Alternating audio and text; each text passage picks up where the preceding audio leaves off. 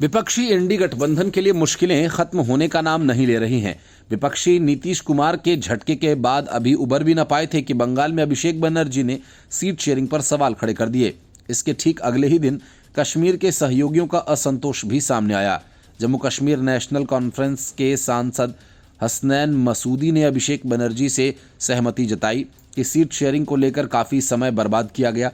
इसके पहले कपिल सिब्बल से बातचीत करते हुए फारूक अब्दुल्ला ने कहा था कि अगर सीट शेयरिंग इसी तरह से देरी होती रही तो और ज़्यादा से ज़्यादा सीटें हासिल करने का कांग्रेस का रवैया सही नहीं हुआ तो कई अन्य दल भी गठबंधन से अलग होकर अपना फैसला कर सकते हैं। अब जिस तरह से उनकी पार्टी के सांसद ने खुलकर हमला किया उससे साफ है कि इंडी गठबंधन का बुरा दौर अभी आना बाकी है।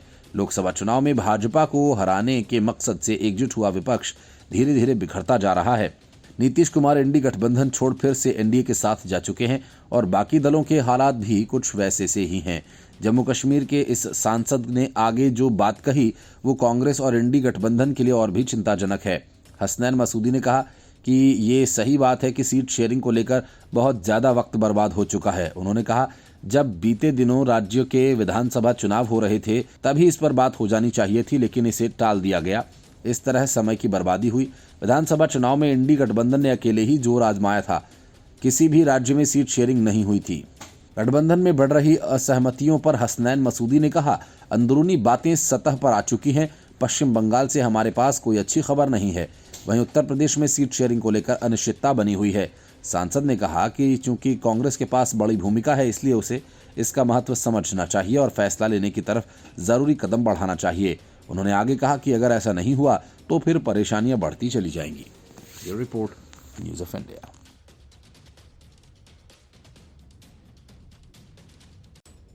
अरविंद केजरीवाल ने कभी सोचा भी नहीं होगा कि उन्हें ऐसी करारी शिकस्त मिल सकती है। दिल्ली में जोड़ तोड़कर केजरीवाल ने कांग्रेस के साथ गठजोड़ तो कर लिया पर उसे जमीन पर उतारने में केजरीवाल और कांग्रेस सफल नहीं हो सके। नतीजा चंडीगढ़ मेयर चुनाव में इंडी गठबंधन की हार का सामना करना पड़ा। ये हार तब मिली जब वेट का गणित इंडी गठबंधन के पक्ष में था, लेकिन कांग्रेस और आम आदमी पार्टी तो अपने अपने घोषित प्रत्याशियों का नाम वापस ले लिए थे। इसका भी बुरा असर पड़ा। सूत्रों का कहना है कि इन्हीं वजहों से 8 पार्षदों ने अपने वोट खराब कर लिए। ये हार तब मिली जब वोट का गणित इंडी गठबंधन के पक्ष में था, लेकिन कांग्रेस और आम आदमी पार्टी के बीच हुए इस गठबंधन से दोनों पार्टी के पार्षद खुश नहीं थे। कांग्रेस ने तो अपना घोषित प्रत्याशियों का नाम वापस ले लिया था। इसका भी बुरा असर पड़ा। सूत्रों का कहना है कि इन्हीं वजहों से 8 पार्षदों ने अपने वोट खराब किए ताकि उन्हें रद्द कर दिया जाए और हुआ भी वही। बीजेपी ने मेयर के साथ डिप्टी मेयर और वरिष्ठ डिप्टी मेयर के चुनाव को भी जीत लिया। नतीजों की घोषणा के बाद आम आदमी पार्टी के मेयर उम्मीदवार कुलदीप टीटा रोने लगे। एक महिला पार्षद को भी रोते हुए देखा गया। गठबंधन प्रत्याशी कुलदीप टीटा ने कहा कि सबने देखा क्या हुआ और वह हाईकोर्ट जाएंगे। गठबंधन का आरोप है कि चुनाव में कोई प्रोसीजर फॉलो नहीं किया गया, धक्काशाही की गई। हमें 20 वोट पड़े थे, धक्के से हमारे 8 वोट खारिज कर दिए गए। पूरे चुनावी घमासान के बाद आम आदमी पार्टी पंजाब और हरियाणा हाईकोर्ट पहुंच गई। गठबंधन की तरफ से मेयर प्रत्याशी टीटा ने ये याचिका दाखिल की। उन्होंने चुनावी नतीजों का रिकॉर्ड सील करने और तुरंत इस याचिका पर सुनवाई की मांग कोर्ट से की। हालांकि हाईकोर्ट ने मंगलवार को सुनवाई से इनकार किया और कहा कि बुधवार को इस याचिका पर संबंधित बेंच सुनवाई करेगी। मेयर चुनाव में भाजपा के मनोज सोनकर डिप्टी मेयर के लिए राजेंद्र कुमार और सीनियर डिप्टी मेयर चुनाव में भाजपा के कुलजीत सिंह संधू ने जीत हासिल की। मेयर चुनाव के अलावा कांग्रेस और आम आदमी पार्टी ने डिप्टी मेयर और सीनियर डिप्टी मेयर चुनाव का बहिष्कार किया है। दिल्ली के सीएम और आम आदमी पार्टी के मुखिया अरविंद केजरीवाल ने इस हार को बेईमानी करार दिया। उन्होंने कहा कि चंडीगढ़ मेयर चुनाव में दिन दहाड़े जिस तरह से बेईमानी की गई वो बेहद चिंताजनक है। यदि एक मेयर चुनाव में ये लोग इतना गिर सकते हैं तो देश के चुनाव में तो किसी भी हद तक जा सकते हैं। ये बेहद चिंताजनक है। चंडीगढ़ नगर निगम में आम आदमी पार्टी के पार्षद प्रेमलता ने कहा कि उनके हाथ से वोटिंग पत्र छीन लिया गया था। उन्होंने कहा कि नगर निगम में बीजेपी उम्मीदवार की जीत के फैसले के खिलाफ कोर्ट में याचिका लगाई जाएगी। बीजेपी उम्मीदवार की इस जीत पर पार्टी के राष्ट्रीय अध्यक्ष जेपी नड्डा का भी ट्वीट आया। उन्होंने इसे इंडिया अलायंस के खिलाफ पहली जीत करार दिया। जेपी नड्डा ने लिखा कि इंडिया अलायंस ने बीजेपी के खिलाफ पहली चुनावी लड़ाई लड़ी और हार गई। इससे दिख गया न तो उनकी गणित काम की और न उनकी केमिस्ट्री चल पाई। Bureau report news of India. Bihar में मिली शिकस्त से बौखलाए कांग्रेस के अध्यक्ष मल्लिकार्जुन खड़गे आधारहीन बयानबाजी करने लगे तो बीजेपी नेता सुधांशु त्रिवेदी ने उनकी जमकर क्लास लगाई और कहा कि कांग्रेस अध्यक्ष मल्लिकार्जुन खड़गे का बयान निंदनीय है। उत्तर से दक्षिण तक लोकसभा चुनाव में लोग परिवारवाद को नकार रहे हैं। भारत में वास्तविक तौर पर लोक सत्ता हावी हो चुकी है। दरअसल मल्लिकार्जुन खड़गे ने सोमवार को एक रैली के दौरान कहा था कि 2024 का लोकसभा चुनाव लोगों के लिए लोकतंत्र को बचाने का आखिरी मौका होगा, क्योंकि अगर बीजेपी आगामी चुनाव जीतती है तो प्रधानमंत्री नरेंद्र मोदी तानाशाही कर सकते हैं। सुधांशु त्रिवेदी ने प्रेस कॉन्फ्रेंस कर कांग्रेस के एक आरोप पर उन्हें आईना दिखाया। उन्होंने कहा कि लोकतंत्र के नाम पर राजतंत्र चलाने वालों की हार हुई है। उन्होंने एक का नाम गिनाते हुए कहा कि कश्मीर में अब्दुल्ला और मुफ्ती परिवार चुनाव हारे, पंजाब में बादल परिवार चुनाव हारा, हरियाणा में हुड्डा परिवार हारा, अशोक गहलोत का बेटा चुनाव हारा, यूपी में अखिलेश यादव की पत्नी चुनाव हारी, चौधरी अजित सिंह और उनके बेटे चुनाव हारे, बिहार में लालू प्रसाद यादव की बेटी चुनाव हारी, तेलंगाना में केसीआर की बेटी चुनाव हारी और यह सिलसिला आगे भी जारी रहेगा। उन्होंने कहा कि कांग्रेस के पहले प्रधानमंत्री 0 वोट पाकर प्रधानमंत्री बने थे। सारे वोट सरदार पटेल को मिले थे, लेकिन प्रधानमंत्री पंडित जवाहरलाल नेहरू बने थे। मनमोहन सिंह ने प्रणब मुखर्जी से कहा था कि मैडम ने मुझे मुख्यमंत्री बनने को कहा है। भाजपा सांसद ने कहा कि प्रधानमंत्री के तौर पर अभी तक देश में 2 ही प्रधानमंत्री चुनकर आए हैं। पहले थे अटल बिहारी वाजपेयी और दूसरे हैं नरेंद्र मोदी। इसके अलावा कोई जनता द्वारा चुना हुआ प्रतीत नहीं हुआ। उन्होंने कहा कि लोकतंत्र की दुहाई देने वाले कांग्रेस के नेता शायद भूल गए कि राजीव गांधी के जमाने में एक अखबार ने कुछ खिलाफ लिखा तो उनके विरुद्ध ही मामला दर्ज कर दिया गया और संस्थान की बिजली तक काट दी गई थी। टेलीग्राफ एक्ट कौन लेकर आया था? राजीव गांधी के जमाने में ही टेलीग्राफ एक्ट आया था, जिसके तहत सरकार आम लोगों के पत्र पढ़ सकती थी और कार्रवाई कर सकती थी। पीवी नरसिम्हा राव ने पैसे देकर सरकार बनाई। कोर्ट में साबित हो गया था। लोकसभा का कार्यकाल इंदिरा गांधी ने बढ़ाया था। सुधांशु त्रिवेदी ने पूछा कि मीसा कानून लेकर कौन आया था? मीसा यानी आंतरिक सुरक्षा व्यवस्था अधिनियम में आपातकाल के दौरान कई संशोधन किए गए और इंदिरा गांधी की निरंकुश सरकार ने इसके जरिए अपने राजनीतिक विरोधियों को कुचलने का काम किया। लालू ने अपनी पुत्री का नाम मीसा रखा था और उस वक्त कहा था कि मैं कांग्रेस को उखाड़ फेंक दूंगा। आज कहां से कहां पहुंच गए। कांग्रेस के नेता देवकांत बरुआ ने कहा था कि India is Indira, Indira is India और इस नारे के लिए आज तक माफी नहीं मांगी। अधिनायकवादी इस शक्तियों के हाथ से सत्ता निर्णायक तौर पर निकल रही है। सुधांशु त्रिवेदी ने कहा कि पीएम मोदी की सत्ता में सबको इंसाफ मिल रहा है। शाहबानो केस में शरिया को सर्वोच्च न्यायालय से ऊपर रखा गया। ये सेकुलर टेस्ट है। कांग्रेस गुलामी की मानसिकता का प्रतिनिधित्व करती है। अंग्रेजों की गुलामी की मानसिकता अब भी कांग्रेसियों के अंदर है। गुलामी की मानसिकता से मुक्त करने का काम मोदी सरकार ने किया है। कांग्रेस और कांग्रेस गोत्र की पार्टियों का सत्ता अवसान हो रहा है। Bureau report, news of India.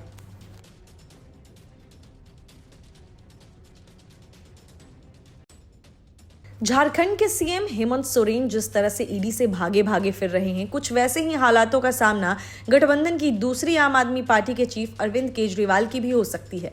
ED ने जिस तरह से हेमंत सोरेन का पीछा किया और जिस शर्मनाक तरीके से वे दिल्ली से भागे, इसका खामियाजा ईडी गठबंधन को भुगतना पड़ेगा। अरविंद केजरीवाल के सामने तो दोहरी मुसीबत आ गई है। एक तरफ शराब घोटाले में ईडी के समन को वे भी हेमंत सोरेन की तरफ बार बार ठुकरा रहे हैं, तो दूसरी तरफ दिल्ली पुलिस उनकी मुश्किलें बढ़ा सकती है। वजह बीजेपी पर झूठे आरोप लगाने का मामला है। बीजेपी ने सीएम अरविंद केजरीवाल की शिकायत दिल्ली पुलिस से की है। भारतीय जनता पार्टी की दिल्ली इकाई के अध्यक्ष वीरेंद्र सचदेवा के नेतृत्व में एक प्रतिनिधिमंडल ने दिल्ली पुलिस प्रमुख से मुलाकात की और मुख्यमंत्री अरविंद केजरीवाल के इस आरोप की जांच की मांग की। उनकी पार्टी आम आदमी पार्टी के विधायकों को तोड़ने की कोशिश कर रही है। पुलिस मुख्यालय में दिल्ली पुलिस आयुक्त संजय अरोड़ा से मुलाकात के बाद सचदेवा ने कहा कि केजरीवाल से अपने आरोप साबित करने के लिए कहा गया था, लेकिन आम आदमी पार्टी की ओर से कोई भी सबूत के साथ आगे नहीं आया है। सचदेवा ने कहा कि इससे केवल यह पता चलता है कि दिल्ली के मुख्यमंत्री और उनकी पार्टी के नेताओं द्वारा लगाए गए आरोप पूरी तरह से निराधार हैं। अरविंद केजरीवाल और अन्य आप नेताओं ने पिछले हफ्ते दावा किया था कि भाजपा धन और चुनाव में टिकट की पेशकश कर कि दिल्ली में सत्तारूढ़ पार्टियों के विधायकों को अपने पाले में करने की कोशिश कर रही है। दिल्ली के सीएम अरविंद केजरीवाल ने आरोप लगाया था कि आम आदमी पार्टी के 7 विधायकों से संपर्क किया गया और उनमें से प्रत्येक को दल बदल करने के लिए 25 करोड़ रुपए की पेशकश की गई। उन्होंने यह भी आरोप लगाया था कि कथित शराब घोटाले में उन्हें गिरफ्तार करने और दिल्ली में उनकी सरकार को गिराने की साजिश रची जा रही है। अरविंद केजरीवाल के साथ आतिशी मलरेना ने भी बीजेपी पर विधायकों को खरीदने का प्रयास करने के आरोप लगाए थे। दिल्ली भाजपा के प्रमुख सचदेवा ने कहा कि भाजपा नेताओं पर आरोप लगाना और फिर माफी मांगना केजरीवाल की पुरानी आदत है, लेकिन इस बार हमने उनके खिलाफ कार्रवाई करने का फैसला किया है। पुलिस आयुक्त को सौंपी गई अपनी शिकायत में दिल्ली भाजपा प्रतिनिधिमंडल ने अरविंद केजरीवाल और दिल्ली सरकार की मंत्री आतिशी, विधायक दिलीप पांडे और दुर्गेश पाठक सहित अन्य आप नेताओं के खिलाफ कार्रवाई की भी मांग की। दिल्ली विधानसभा में विपक्ष के नेता रामवीर सिंह बिधूड़ी ने कहा कि भाजपा विधायक फरवरी में विधानसभा के बजट सत्र में भी यह मुद्दा उठाएंगे। Bureau report, news of India.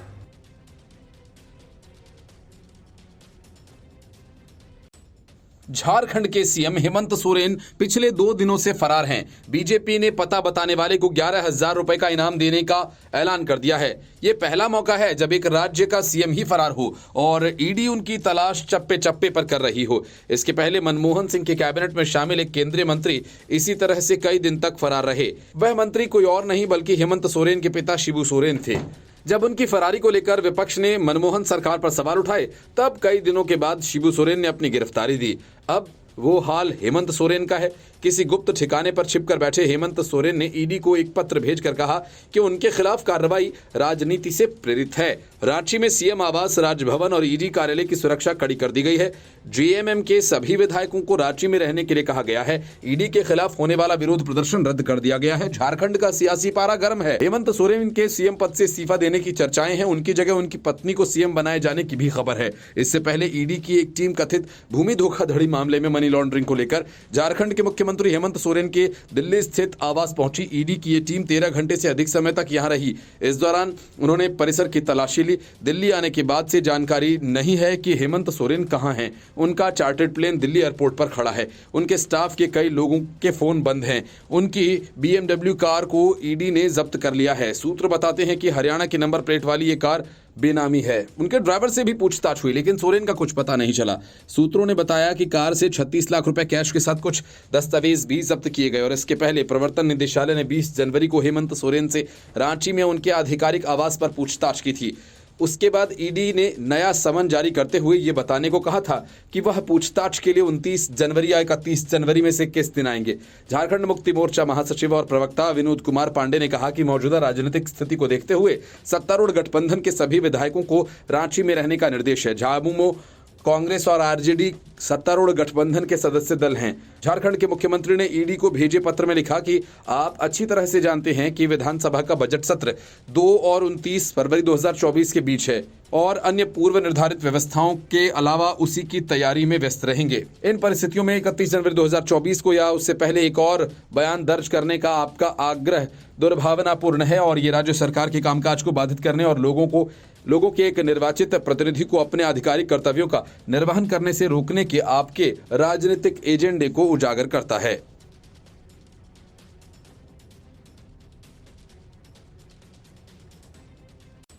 Arvind Kejriwal Congress का समर्थन पाकर काफी उछल रहे थे और ये दावा कर रहे थे कि चंडीगढ़ से एनडी गठबंधन की जीत की शुरुआत होगी और लोकसभा चुनाव तक जारी रहेगी। लेकिन ऐसा कुछ हुआ कि अरविंद केजरीवाल के दावे धुआं हो गए और चंडीगढ़ मेयर का चुनाव बीजेपी ने कांग्रेस और आम आदमी पार्टी की मिलीजुली ताकत को हराकर जीत लिया। बिहार के बाद इंडी गठबंधन का यह दूसरा बड़ा झटका है। बीजेपी के मनोहर सोनकर चंडीगढ़ में मेयर चुन लिए गए। उन्होंने आम आदमी पार्टी के उम्मीदवार कुलदीप टीटा को 6 मतों से हरा दिया। मनोहर सोनकर को 16 वोट्स मिले जबकि आम आदमी पार्टी के उम्मीदवार को महज 12 वोट। बड़ी बात यह कि कांग्रेस ने अपने उम्मीदवार जसबीर सिंह बंटी का नाम वापस लेकर केजरीवाल की पार्टी को समर्थन दिया था। चंडीगढ़ मेयर चुनाव को लेकर आम आदमी पार्टी और कांग्रेस के बीच गठबंधन हुआ था। आम आदमी पार्टी और कांग्रेस के कुल 20 पार्षद थे। बावजूद इसके उन्हें इस चुनाव में हार का सामना करना पड़ा। सुबह 10 बजे से चंडीगढ़ मेयर के लिए चुनाव शुरू होना था, लेकिन 38 मिनट की देरी पर प्रिजाइडिंग अफसर अनिल मसीह पहुंचे। इसके बाद चुनावी प्रक्रिया शुरू हुई और इस दौरान सभी काउंसलर्स को चुनावी प्रक्रिया समझाई गई। इसके बाद चंडीगढ़ की सांसद किरण खेर ने सबसे पहले वोट डाला। वार्ड नंबर से लेकर अन्य पार्षदों ने वोट डाला। करीब 1.25 घंटे तक वोटिंग की प्रक्रिया हुई और 12:30 बजे तक सभी 36 वोट पोल हुए। चुनाव के नतीजों के ऐलान के बाद कांग्रेस और भाजपा पार्षदों ने हंगामा भी किया और प्रिजाइडिंग अफसर पर गड़बड़ी का आरोप लगाया। हाईकोर्ट के आदेशों पर Chandigarh mayor, deputy mayor, senior deputy mayor का चुनाव 30 जनवरी के लिए तय हुआ था। इसी कड़ी में चुनाव हुआ। चुनाव प्रक्रिया खत्म होने के बाद भाजपा और कांग्रेस पार्षदों के बीच बहसबाजी भी देखने को मिली। पहले 18 जनवरी को चुनाव प्रक्रिया टाल दी गई थी क्योंकि प्रिजाइडिंग अफसर अनिल मसीह बीमार हो गए थे और इसके बाद कांग्रेस ने हाईकोर्ट का रुख किया था और हाईकोर्ट ने चुनाव करवाने का आदेश जारी किया। चुनाव प्रक्रिया के लिए मीडिया को हाउस की गैलरी में अनुमति नहीं दी गई। पूरी चुनावी प्रक्रिया की वीडियोग्राफी की और स्क्रीन के जरिए लाइव दिखाया गया। चंडीगढ़ नगर निगम के कुल 35 पार्षद हैं। मेयर चुनाव में 35 वोटों के अलावा सांसद का वोट भी मान्य होता है। इसमें बीजेपी के पार्षद को 16 वोट मिले। वहीं गठबंधन के उम्मीदवार कुलदीप टीटा को सिर्फ 12 वोट मिले, बाकी वोट कैंसिल हो गए। इस उलटफेर से इंडिया गठबंधन का मेयर चुनाव जीतने का सपना पूरा नहीं कर पाया। चंडीगढ़ नगर निगम के इस चुनाव को इंडिया ब्लॉक का लिटमस टेस्ट माना जा रहा है। ऐसे में पहले ही टेस्ट में गठबंधन को हार मिली। आम आदमी पार्टी और कांग्रेस के कई पार्षदों के वोट कैंसिल हो गए, जिसके बाद निगम में जमकर बवाल और हंगामा हुआ।